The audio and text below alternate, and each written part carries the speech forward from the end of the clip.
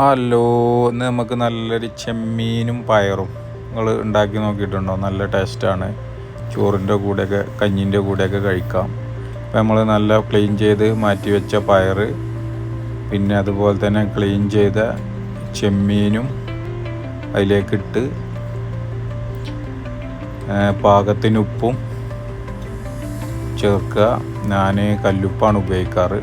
അപ്പോൾ കല്ലുപ്പ് പാകത്തിന് ചേർത്ത് ഒരു 1/4 ടീസ്പൂണ് മഞ്ഞൾപ്പൊടിയും ആവശ്യത്തിന് വെള്ളം അത് ചേർത്ത് നന്നായി ഒന്ന് മിക്സ് ചെയ്തിട്ട് നമുക്ക് മൂടി വെച്ച് ഒരു 10 മിനിറ്റ് ഒന്ന് വേവിച്ചെടുക്കാം.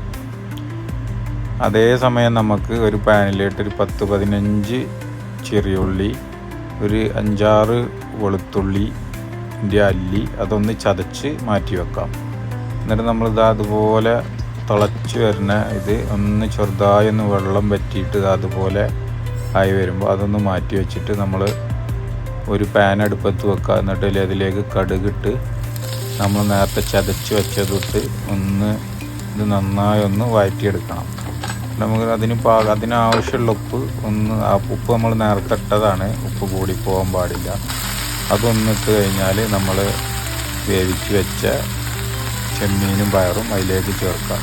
എന്നിട്ട് അത് ഒന്ന് അതിലുള്ള വെള്ളം കൂടി ഒന്ന് വറ്റിച്ച് വരുമ്പോൾ അതിലേക്ക് നമ്മൾ 2 സ്പൂണ് ചില്ലി ഫ്ലേക്സ് അത് ചേർത്താൽ നമുക്ക് ആവശ്യത്തിന് ചേർക്കാം. അതുപോലെ ചേർത്ത് മിക്സാക്കി അതൊന്ന് വേവിച്ചെടുക്കാം. നമ്മൾ ഏകദേശം നമ്മുടെ ചെമ്മീൻ പയർ ശരിയായിട്ടുണ്ട്.